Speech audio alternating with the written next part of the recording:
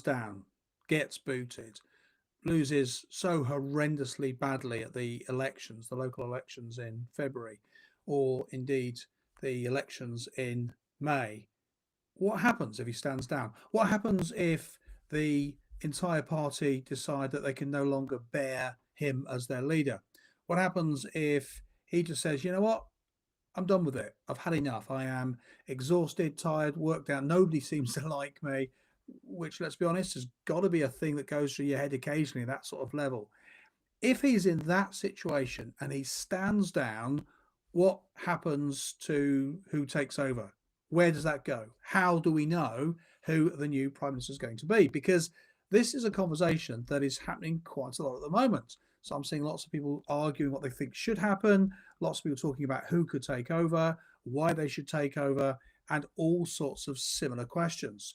So I thought it might be quite an interesting thing just for us to jump into a bit of a wealth rant live natter this evening, and I'll kick some ideas around and see what we think. So first of all, let's be clear about something. This is all hypothetical.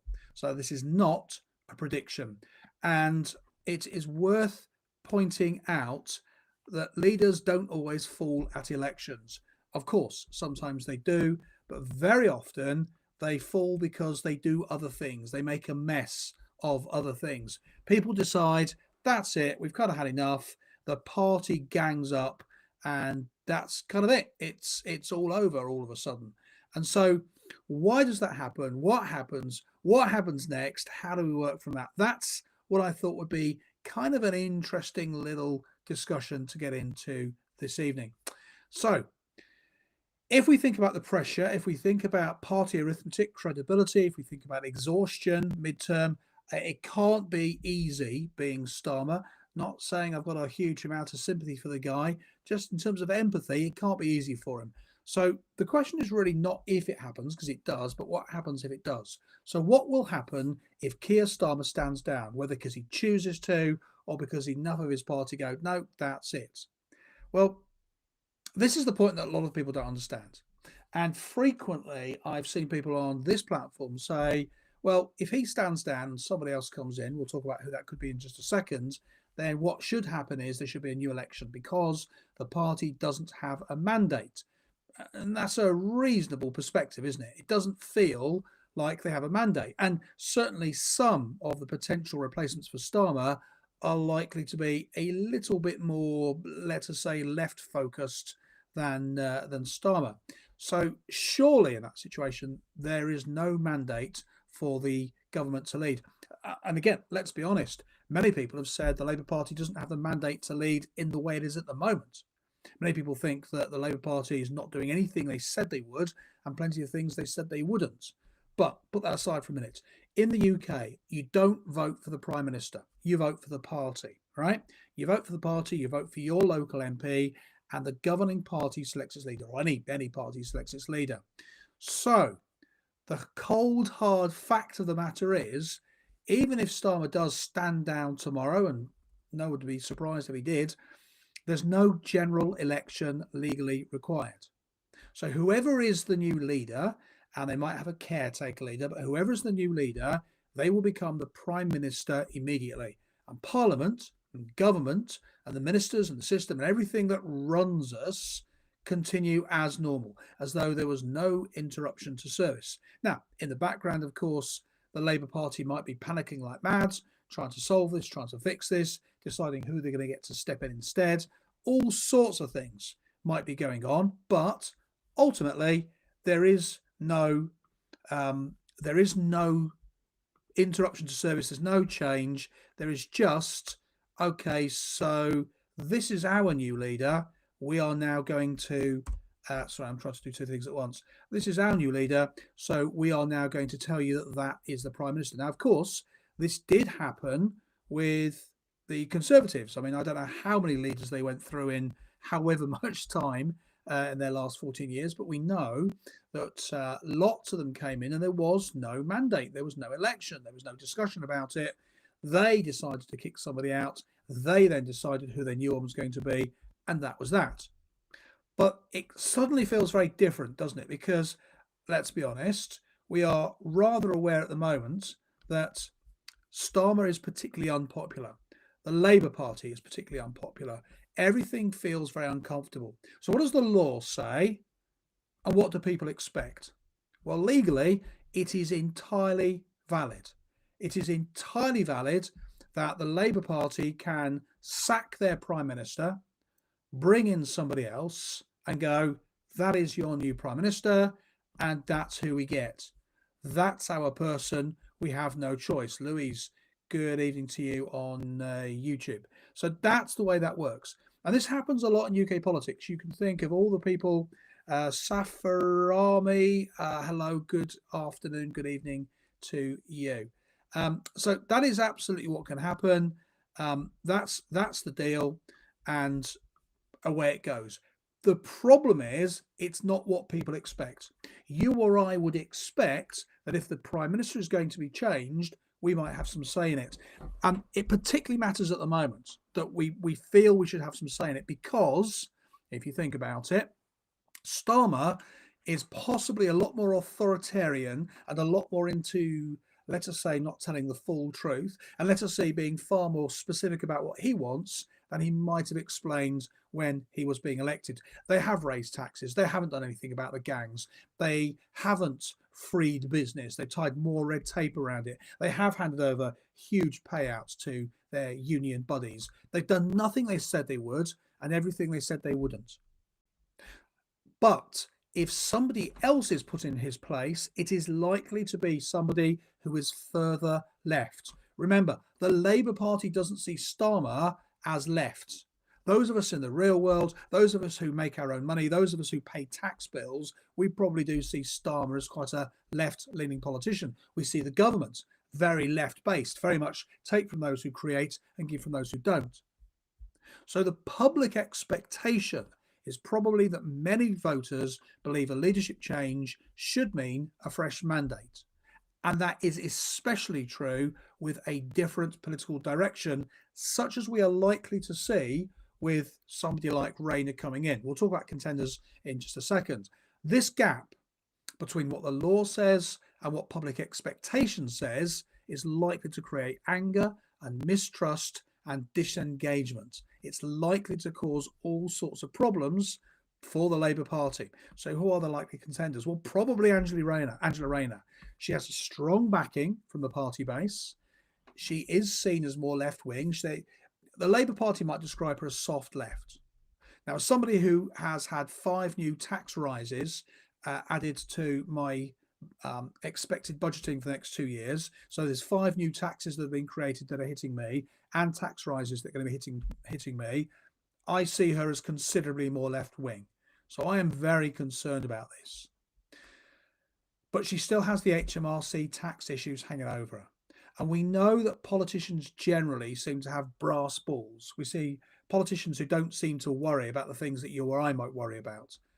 But I suspect even for the Labour Party, even for Angela Rayner, to be able to be put forward for Prime Minister whilst she still has unresolved tax issues, I suspect is a step too far. Marius on Facebook says it's hard to watch the destruction of the country. Yeah, it's really uncomfortable, isn't it, Marius? So I suspect that's probably going to be a step too far for her. And I suspect that even if and when she is cleared, there is still the public trust question. Remember, Angela Rayner was the housing minister. Angela Rayner, when asked why they were busy drumming out all sorts of landlords, right, which they are, when they are getting rid of all this property which people could use, all her argument response was, yeah, but we're building 1.5 million homes. And we are well into our 2nd year now. I don't know how many homes they've built, maybe 6, perhaps 7. They're a long way off 1.5 million. So Angela Rayner already doesn't have a good record. Remember, although she has a great backstory, she's sort of come from, in her words, a bit of a tough upbringing or a tough start in life. Didn't have all the advantages that many of the what we might call the more legacy politicians have. She's kind of clawed away and fought her way up. So she's got a good backstory. She talks a lot more human, a lot more natural than, say, somebody like Keir Starmer. But I think that is going to remain an issue for her. HMRC not paying her taxes, because all of us who have had any kind of difficulty with HMRC know it is a reasonably specific organisation. Pay this much by this date. Oh, you haven't paid it? Here's the penalty. Here's the fine. Here's the problem. And I suspect that until she is able to reconcile that, she's got no hope. And even if she does, that's always going to be thrown up in her face. Who else could go for it? Well, Wes Strating, of course, is busy saying this isn't what he wants. He supports the Prime Minister. Of course, he's going to do that. That's what they always do. But remember, Wes Streeting has now been implicated reasonably closely with Peter Mandelson. Now, Wes Streeting, to his credit, has revealed all text text conversations with Mandelson to demonstrate that what he was really doing was backstabbing the Labour Party and his own colleagues, not engaging in dodgy deals with Mandelson. But if you think about Prime Minister again, that probably doesn't do him any good, does it? Because he's still in a difficult situation. He's still got to demonstrate why he's maintained that relationship. Beyond Rayner and Streeting, who else are we looking at? Lammy. Lammy appears reasonably clueless, I would suggest, for entirely different reasons as somebody like Millie Banana. So Millie Banana and Lammy, I think, are two different ends of clueless. They both make ridiculous statements.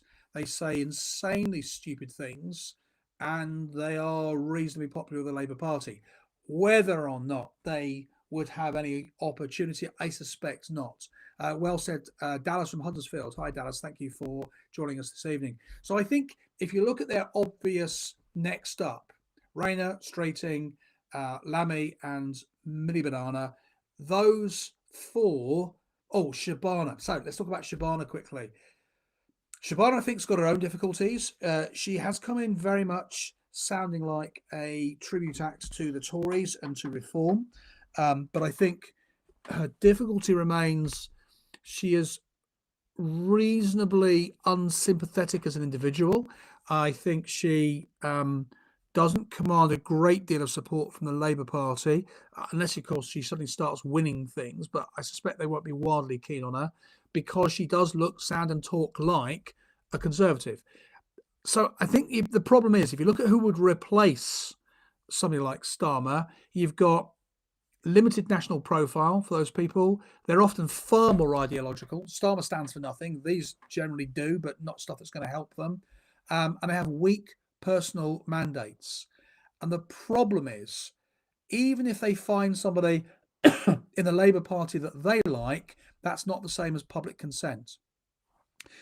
Now, Starmer positioned Labour closer to the centre to win. A successor almost certainly will not.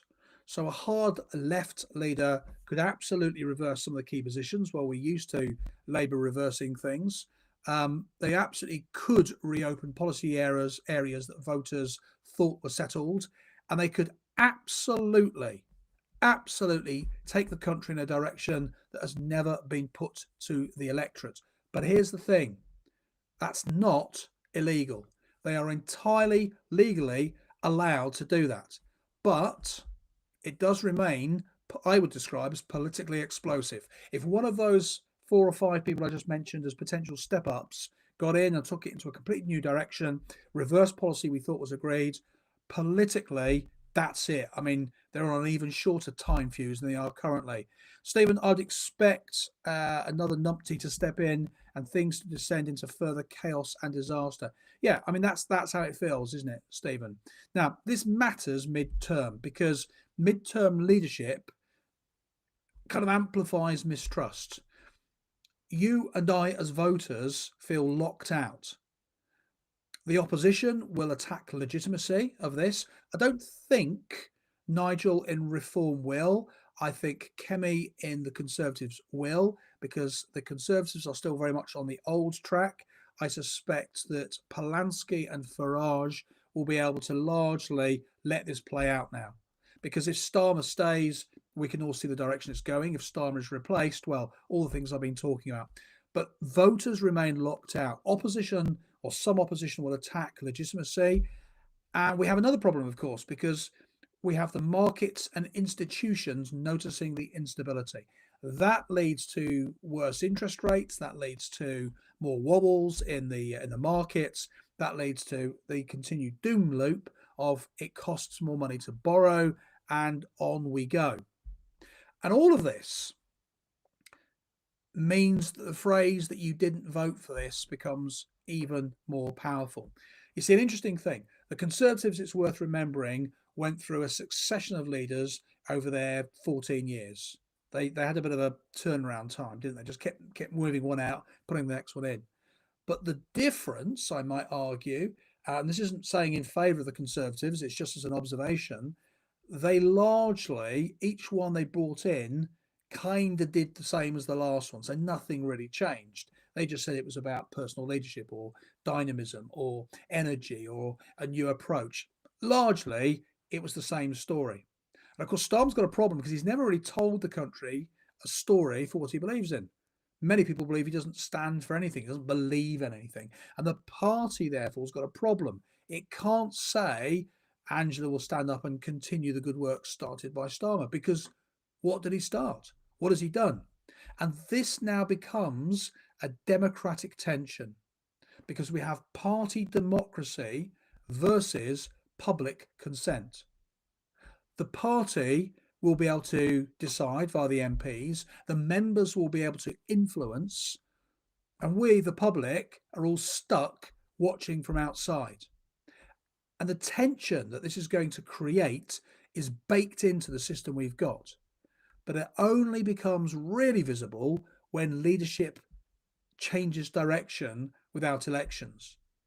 Now, morally, the right thing to do, should they have an election? Yeah, of course they should, particularly if the new leader is going to take them into a new and exciting direction. But there's no requirement. And why would they if they don't need to? So it's allowed, it really is. But the real question is, should a major change in political direction require renewed consent? I think it should. But I think the argument will remain is that party control is enough. So, folks, that is all I'm going to be sharing with you tonight. I've been away for about 10 days, so I have been off streaming. I hope you've enjoyed this live. As always, thank you for being here. Do make sure you check out my channel. Do check out on my link tree. It's not called my link tree, but go to my profile and you will find this button. If you click through to it, you can find all my socials there if you'd like to check those. You can also find a thing called the Wealth Formula. This is an interesting little reset that you can try out. Gives you the opportunity just to reset your finances, your life, your what's important to you. Do a little bit more of what you want to do a little less of what you don't, save some money, spend less money, make a little bit more money. That's how you can check out. If you've liked my live this evening, you want to know a little bit more about me and what I do and the kind of work that is on here. But for now, folks, lovely to see you. I'll see you next time.